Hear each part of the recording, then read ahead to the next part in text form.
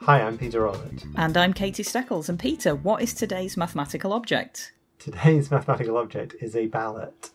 And to speak to us about this, I brought along a special guest, someone from my old podcasting days many years ago. Back when you used to do podcasting. Back when I used to do podcasting. So, hi, Sam. Back when we used to do podcasting weekly about the news in the mathematical world. No, Travels in Mathematical World was before the news. It was just news from mathematics. Hello, everybody. My name is Sam Hansen.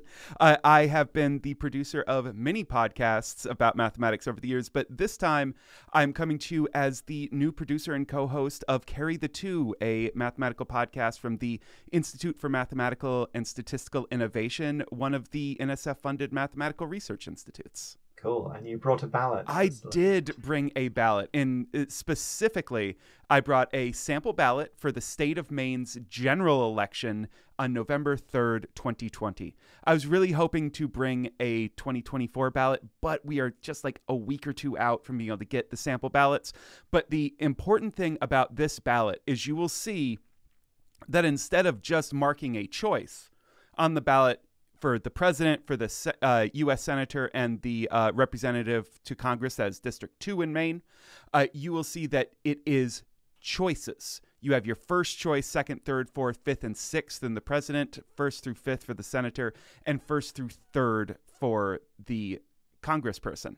And this is just so interesting and so fun mathematically because this is one of the alternatives to plurality voting, which we have in the United States, first past the post in the UK. And as we know, that is about the worst possible of all the not terrible voting solutions. Yeah, I was going to say, like, for me, this looks ridiculous because when you cast a ballot, there's just a person's name and there's a big square box, and you put an X in the big square box, and that's it. With a sort of crayon that they give. And like, if you put anything else on the paper, you're told these sort of horror stories like that will mean you've spoiled your ballot and no one will count it, so your vote won't even count. So you're just allowed to put this one cross in the box, and it's a proud moment, and you do it, and you do your democracy. But I guess the only time I've ever sort of brushed with this sort of thing where you have multiple choices are in like other types of voting. So I guess we briefly had European elections, if anyone just shedding a tear in the memory of that, where there was a slightly different system. And then I think, things like internal ballots for things like unions and political parties and stuff, I guess, do this kind of thing as well. Yeah, the Institute of Maths and its applications, you rank the candidates as many as you like, that sort of thing. Yeah, excellent. But this is like for the proper thing, right? Yeah. I mean, this is for the state. We have 2.5, maybe 3 states in the United States that are now using what is colloquially known as ranked choice voting, but is more well known within the social choice theory world, which is the sort of spin-off of game theory and political science that have sort of come together to formalize itself around what started out as voting theory, which has actually been around. We've been creating new voting systems for centuries, but social choice theory formalized it, especially starting in the 1950s. And they call this instant runoff because it's based on the idea of runoff elections, which we most recently saw sort of take a global stage in France. And so this is where you have a first election, and that first election you end up with, the 2 top vote getters who then go to the runoff election. Now with instant runoff ballots, you instead just rank all of the choices, 1 through whatever the N is when you have N choices. And the person who gets over 50% would just win. So if a person gets over 50%, if they get the majority of first choices, then they would win automatically. But if no one gets there, and most of the time no one will, think about all the elections where we have people getting elected to national offices with like 30 or 40% of votes, you end up with whoever has the fewest first choices, that first choice goes away, and whoever they had ranked second gets all of their second choice numbers as first. And so you keep on doing this until one of the candidates gets over 50%. And you do that with one ballot? Because sometimes what happens is, I'm thinking of political party leadership elections in this country, which we have about every 3 days. there's sometimes one of these kind of multi-round things, and you hear about this in other countries' election systems as well, don't they, where everybody votes again for the new pool of candidates. But this is you vote once, but it sort of goes through all these different people. Yeah, because let's be honest, most of the time we know what order of people we want. Especially in the United States, where we run election campaigns for, I don't know, the day before the election happens. The next election campaign, I think, has already started. And I mean, it's a little bit less true over there, where you do have time-bound elections. But then again, as you said, you do have party leadership votes every single time a lettuce goes bad. So with this, you can just do all of that at once, which honestly saves time. It uses up a little bit more computation, but a little bit of computation versus having to have people vote multiple times seems like a win. And it seems a bit weird if you're told, oh no, your candidate went away, you have to come and do it again. Yeah. It's sort of a strange idea to motivate people to get out to the ballot box. Sorry, you voted wrong. Yeah. You were incorrect. Yeah. I guess this is that the thing we're comparing this to is the sort of what we call first past the post, as you say, that you just pick your person that you're voting for, and then you count up all the votes, and whoever gets the most, more than anyone else, gets the thing. And mathematically, this is deeply unfair in some ways, right? Because the majority of people won't get their way. Yeah. So if you think about it from the sort of political language of the will of the people, I mean, that's what democracies are supposed to be representing, right? The will of the people. Yeah, you can end up with incredibly bad scenarios. There was a really good one, which you can hear Ismar Rowlett, who I talked to in the first episode of Carry the Two, which is all about voting. First episode of the new season of Carry the Two, I should specify. There were multiple seasons before I came on board. And it was about a mayor in a small town in Massachusetts. Now, this mayor was under investigation by the Federal Bureau of Investigation for corruption and fraud. And so they instituted a recall. So this was if more than 50% of the people in the town vote that he should be recalled, he's no longer in office. But then on the same ballot, there was if the person is recalled, who do you want to become the new mayor? And this person who was getting recalled was also on that list of candidates. So with over 60% of the population, voting yes on the recall, he then won the election to become the next mayor with less than 35% of the vote because some people will say, no, I don't want the recall to happen, but if it does, I want this guy to be sent back again. Yeah. So the people who weren't voting for recall probably voted for him, but there was 20 or 30 candidates, and they all split the votes. And this is where we can start getting into the real mathematics of this, because you do end up with things like vote splitting.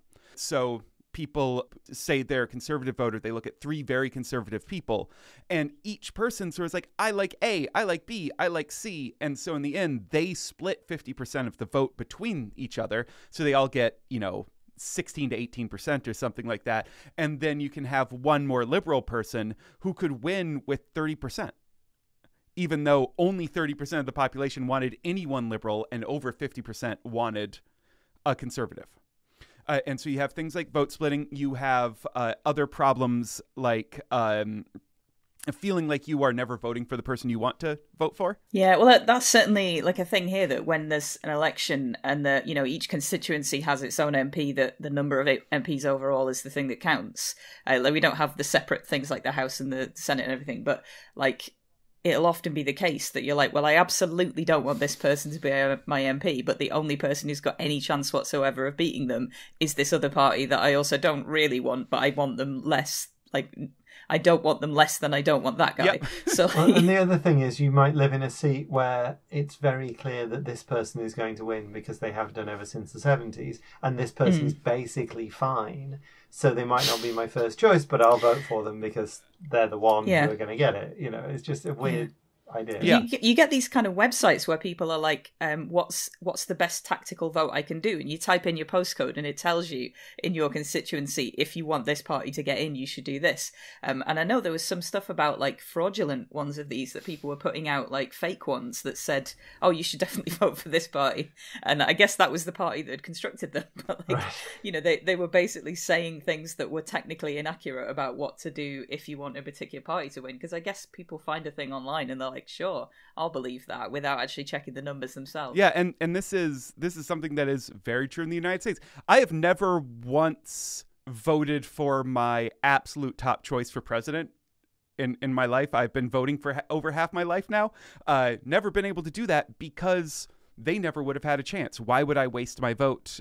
Instead, I go for the lesser of the two evils. And plurality voting actually does, and it's been shown to do this, it promotes two-party systems.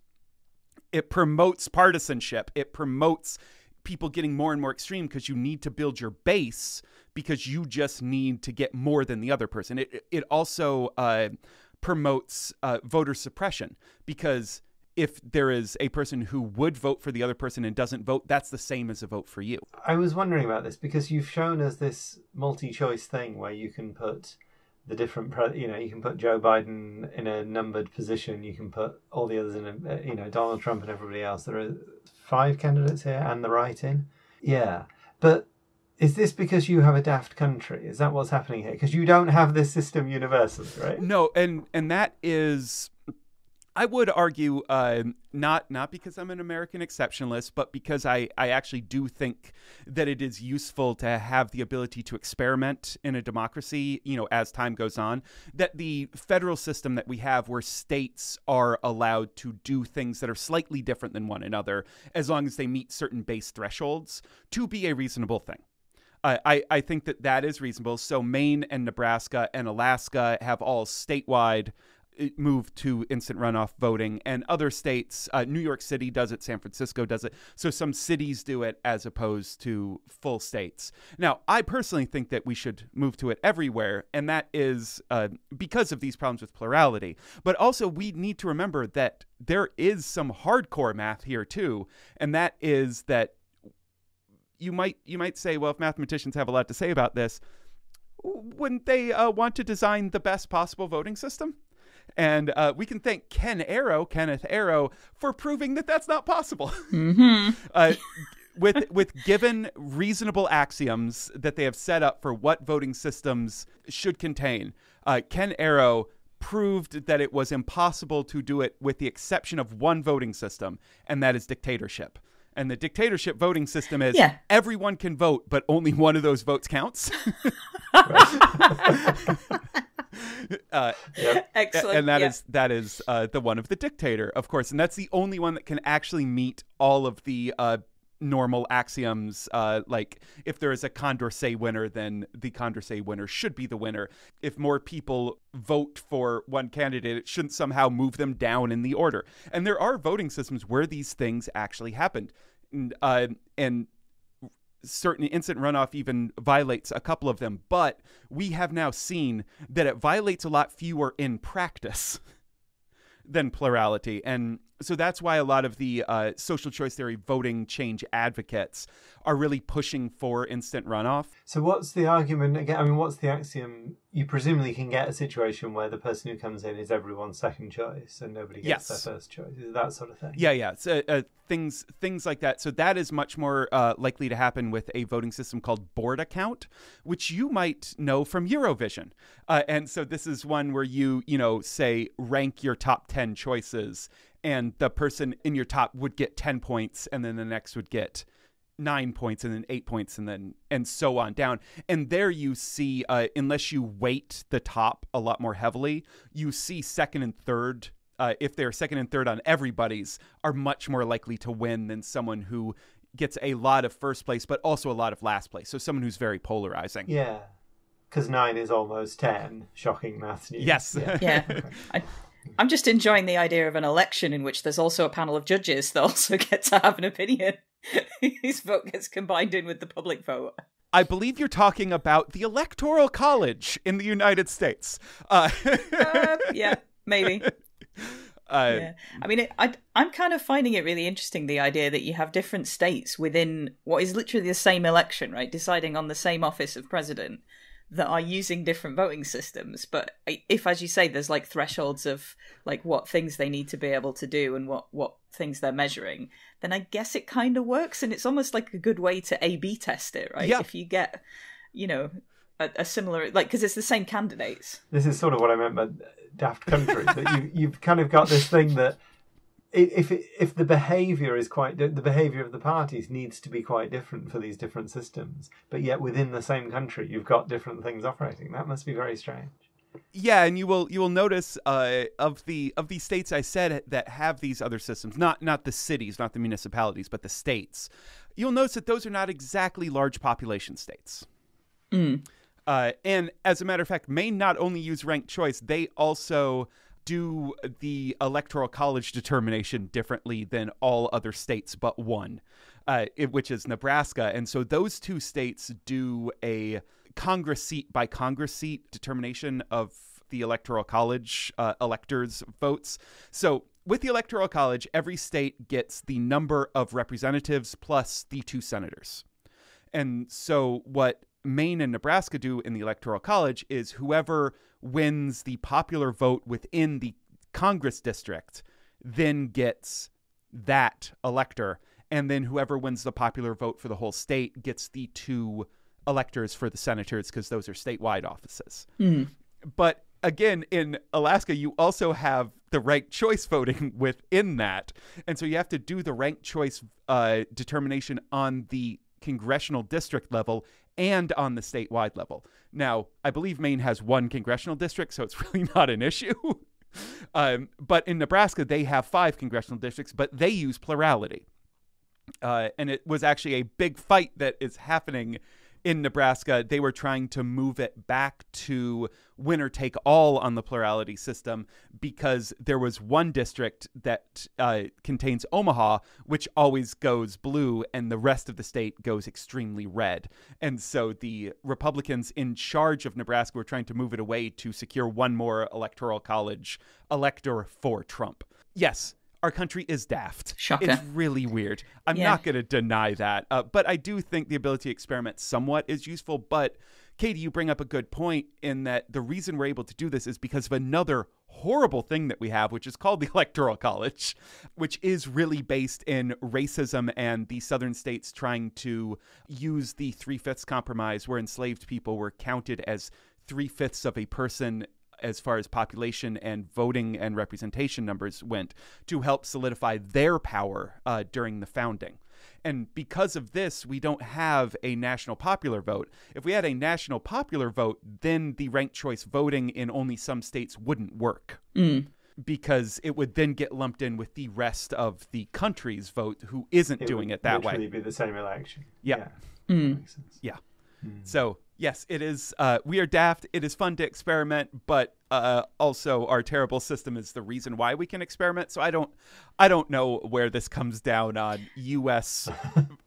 Versus U.S. and in our constant fight over if we're the worst or the best. Yeah, I kind of wonder if, because I'm imagining, like, I don't know that this is true, but I imagine that when you're at school, you learn about all of these different interacting systems as part of, like, because, you know, like in our country at school, you learn, you know, we're just sat practicing drawing a big X. That's, you know, there's not a lot to explain. But just like, you know, I have a strong memory of an MP coming in to visit our sixth form class, and one of the students going, "Oh, you're one of those people who sit on the green benches." We were all just like, wow, you've really not engaged with this at all. Like, it took them so long to realize what was going on. But like, there's a lot more to it, I guess. And is it something that is kind of part of the education system, or do people just have to work out what's going on? So in our civics and government classes, we will talk about things like the Electoral College, but at least when I was in school, no states were doing ranked choice voting or instant runoff voting, so it was not something we discussed at all. Because presumably a disadvantage of this is that it is quite confusing and people might get a bit flummoxed by it. Yeah, well, that is an argument that a lot of people make against it. The evidence is in the places where they've instituted it. It turns out to not be confusing to people. If you tell people, like, mark your first, like fill in the bubble for your first choice, fill in the bubble for your second choice and third choice. We actually are apparently just pretty naturally good at ranking things. Oh yeah, my son ranks everything and has done from a very young age. This is my favorite food. This is my favorite toy. This is my that makes sense. So like it might take a little bit, like especially people who've been doing it for a long time. It is much more likely to be a problem for someone who has, voted in 15 elections, 20 elections in their life, and they're just used to doing it one way, as opposed to, a younger voter who's going in for their first or second election, where they're going to look at this ballot where it's like, oh, rank these. Like, okay, sure, I can do that. Yeah.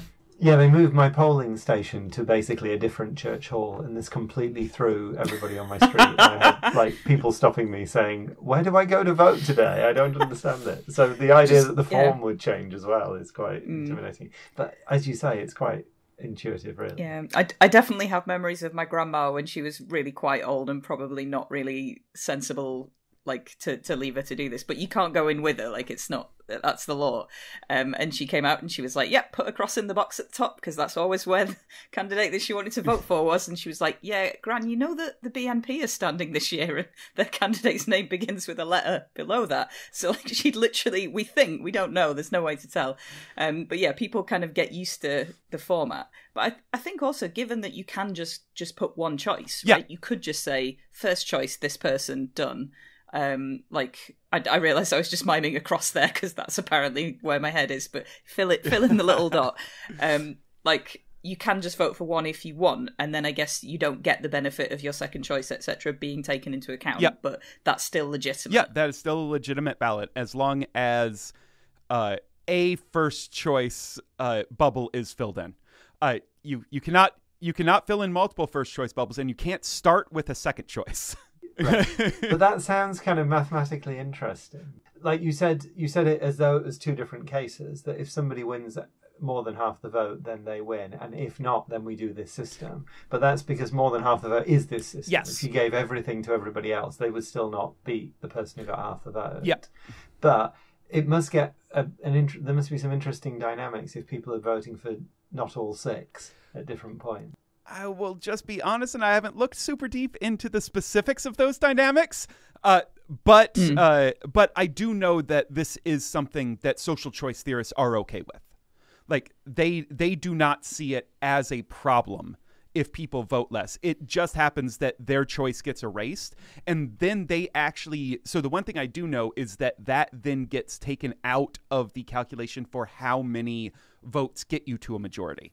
So if you only rank two people, if one of those two people are in the first two rounds that get chopped off, your vote now officially is just completely wiped. It's like it went away entirely. Yeah, but what's happening here is I'm doing the mathematician brain thing of thinking of weird edge cases that might break it. Whereas what you're saying is, in practice, people who are voting for one or two candidates are probably voting for the more popular one or two candidates anyway. Yeah, so. In all likelihood, or they really don't want either of them, in which case, they wouldn't want their support registered for them anyway. I sort of guess that if you are going to find this whole new terrifying thing worrying, one of the reasons I might worry about this is if I don't really understand how it works and I'm just being asked to rank them, I'm like, is it better for me, if there's someone I absolutely really don't want, is it better for me to put them as sixth? Or is it better for me to just not put a thing in that box? And will me putting them as sixth count in some tiny way towards someone thinking that they're someone I actually want to be in power? Just, for instance, if there was someone on the ballot who happened to be completely reprehensible in a hypothetical scenario. Is it going to be clear to people that what the meaning of putting someone as fifth or sixth means, I guess. So if we get rid of the write-in person on this ballot, so let's just say we're ranking 5, just go with that, because a lot of the write-ins, honestly, I don't know exactly how they deal with them, but I bet that they essentially just get wiped out in this massive starting line of the 100 different runs of instant runoff, where you have a bunch of people who get 1 to 5 votes just erased, because let's be honest, that doesn't matter. So if we erase the write-in, just ignore that and go to the 5. There actually is not a functional difference between ranking the first 4, 1, 2, 3, 4, and omitting the last one versus ranking all 5 of them. Because that last person is 5th, which means if you have that 5th out of 5, that person will never get your first place vote. Because either the person in 2nd you have ranked like 4th, and it will go to them, and then if the other person wins, it will win without your vote ever getting there. So if you do have, say, a truly reprehensible person on the ballot and you have ranked choice voting, you can omit them or you can rank them last, and that should not matter in the way the voting goes. Yeah, I kind of figured that, but I guess it might just not be obvious to people, and people would panic and be like, oh God, what do I do here? Yeah, but whatever they choose is equivalent, so... That is under the assumption that that person has a chance of winning. I would argue, in a functional democracy, that person should not have a chance of winning. There shouldn't be a reprehensible person with a chance of winning unless you've got a daft country. Yeah. That's what it's established. Good. So this is from the 2020 election, and we've got, excitingly, another election coming up. Who knows what can happen? Are they going to use this in the same states, or are there any other places going to start doing this from this year? God, I wish I knew what was going to happen. Then I'd know if I needed to move or not. I would instead be using this podcast to petition people in the UK to hire me, depending on the outcome of this election. So I do believe that the same states that used it in the 2022 election are going to use it now. I don't remember if Alaska was using it in the 2020 election or not, but I do believe that they are going to be using it in this election. So, I mean, it's not that different. The big change around adoption of instant runoff recently has been more municipalities than it has been statewide. But there is a big push for doing this, just like there is a big push for a lot of mathematically sensible democratic reforms in the United States. So changing from plurality to instant runoff, increasing the number of representatives, which we have not changed since 1929. We have had 435 representatives since 1929. Our population has increased by more than 3 times since then. And in accordance with the standard assumption over the amount of members of parliament or members of house, we should have around 693 right now, because there's a cube root law that most countries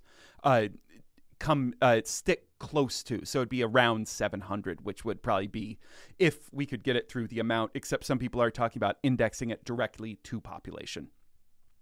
Or changing the Electoral College, where some people want to get rid of it entirely, which is my preferred method. If we have a nationwide position, the president, I do believe everyone's vote should count the same.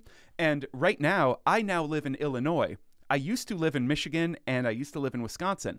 My vote for president now doesn't matter because Illinois is so solidly blue that the state electors will go to Kamala Harris. I can safely predict that right now, no matter what I do. Whereas in Wisconsin, if I would have voted in Wisconsin, I didn't. I voted in Michigan. But if I would have voted in Wisconsin in the last election, I could have been one of the 11,000 people who decided essentially the presidency, because Wisconsin was one of those states that changed from 2016 to 2020, and it was only 11,000 people. Whereas there's plenty of, if all 11,000 of those Democratic voters would have moved to California and 11,000 of the Republican voters from California had moved to Wisconsin, we could have a different president. Like, where someone lives shouldn't determine the strength and power of their vote, which right now the Electoral College does. But I did also talk to a scholar of race and politics who does think of interesting quantitative possible fixes to things, Ted Johnson, who recently had an op-ed in the Washington Post arguing that we should keep the Electoral College but make some changes in it, specifically to proportional elector distribution. So each state would say if a presidential candidate wins 59% of the popular vote in a state, they would get rounded up to the nearest elector 59% of the electors from the state. And so this would get closer to a popular vote. So we wouldn't have, say, 2016 happen again, where we had a 4 million vote difference. Like that was very extreme. That one likely would not happen again. But even under the proportional vote, 2000 still happens. Bush would still win, but it wouldn't come down to Florida because you would fight across the different states. And what the reason Ted thought this was interesting is that it still preserves the ability for smaller states to have a say. So candidates would still have to visit the smaller states. They wouldn't be completely overpowered by New York and California and Texas. Yeah. Because as it is, like, the whole slate of electors goes for one or the other. One of the many candidates, obviously. And, but, the whole lot go together. So that would be, with the exception of Nebraska and Maine. And then you also have in a national popular vote, we have, a few states that have the vast majority of the population. So why would candidates do anything but go to those states? Why would they go to Wyoming, where there's only 700,000 people total, when there are cities that are multiples the size of that in other states? That's sort of why you have the system, isn't it? Yes. The states had to decide to join the union, and they didn't want to be swamped by the more popular one. Yeah, and so that's partially where the Electoral College came from, along with the racist things. And so by doing this, you maintain that, but you would still have the Republican actually going to California, because they could get, some proportion of them. So it would be more important to lose by 7 instead of 15. Yeah, and it makes it more exciting for the election night pundits as well, because instead of it just being like, oh, all of these are going to go over here, it's like, oh, how many is it going to be? Have you ever watched U.S. Election night coverage? I mean, I'm assuming they make it pretty dramatic already. They don't need any help making that more exciting. And I want to close with 2 things. One, I want to share with you my favorite worst voting system. So this is one Ismar Volic in his book Making Democracy Count covers. And this is called, it is the voting system called parity, where candidate A wins if there's an even number of votes and candidate B wins if there's an odd number of votes. So mathematically, that's a valid voting system. Everyone votes, and you get to make a decision based on it. But it's it's like technically your vote can make a difference. Your vote definitely makes a everyone's vote definitely makes a difference. The problem is you don't know what difference it's making. It's kind of like flipping a coin, right? It's exactly flipping a coin. And then the other thing that I want to share is I don't know if you know the comedian Andy Zaltzman, Helen Zaltzman's brother. So he's had The Bugle for a long time, a satirical news podcast, and he has, I believe, the best possible reform for the U.S. Election system. And that is everyone who is deeply affected by U.S. elections should get a right to vote in them, which would mean literally everyone in the world gets to vote in U.S. elections. Because I talked to, so Ismar is from Bosnia-Herzegovina originally. I've talked to another person who was born in Iran. And you listen and they all talk about U.S. elections all the time. It's this huge international thing. This election impacts the whole world in a way that I really didn't know. And I keep track of these things. I think I was paying attention, but to really understand that right now, cab conversations in Tehran are about as likely to be about the U.S. election as they are about this weekend's football scores. That is terrifying to me. We shouldn't have that much power. So I do think they should just be international elections. And this isn't because my personal choice of who would win would definitely win all of the time. Because internationally, there's one of the parties that is drastically favored over the other. I mean, I remember at uni having a US election night party, and we got a big map of the US and we coloured in the states as they got called, and it was was the whole thing. It's like it feels quite removed, but yeah, at the same time, it does feel like this is the kind of decision that's going to have an impact on world politics in almost in a way that like the UK election sort of doesn't. Like, it barely has an effect on UK politics, to be fair. Like, has anyone noticed? I don't know. I promise you, Keir Starmer noticed. He started getting free tickets to the Arsenal. Yeah, apparently, yeah. Good. So, if people are interested, we've had a sort of a little taste here and there, but if people want to learn more about this, so how do they go and listen to this podcast? So you can go to imsi.institute. That's imsi.institute, and you can find our podcast there. It's under the media tab up on the top bar, or you can just search for Carry the Two wherever you get your podcasts. And we're going to have a 6-episode season all about mathematics and democracy.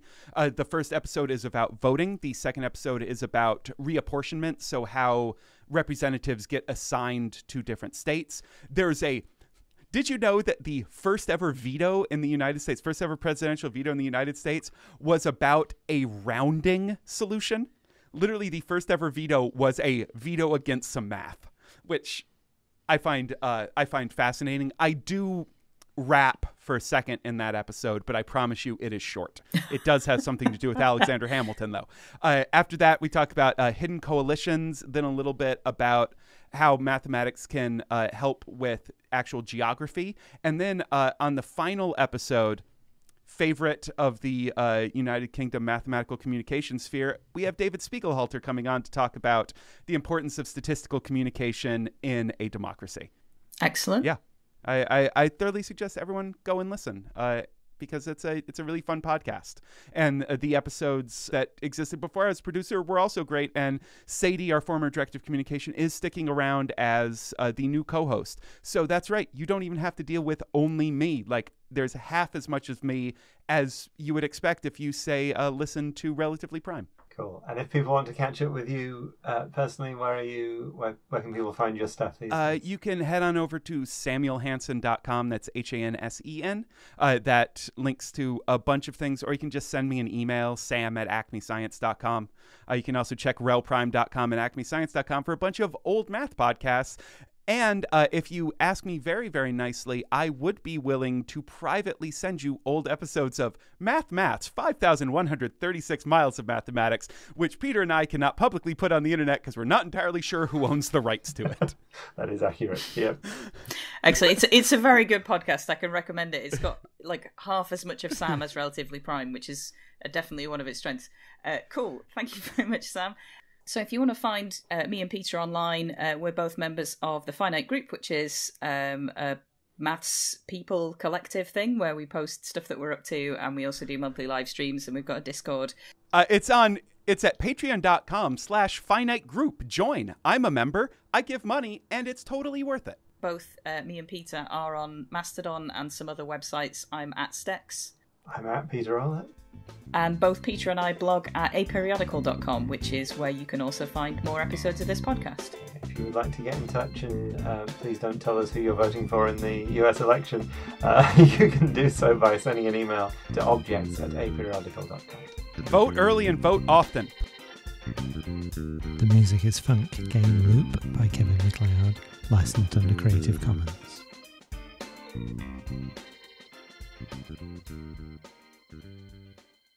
Yeah. They moved my ballot. What's the thing called that you go to? Polling location. Polling station. Thank you. Sorry, I'm a bit frazzled. It's the first week of term, wouldn't you believe?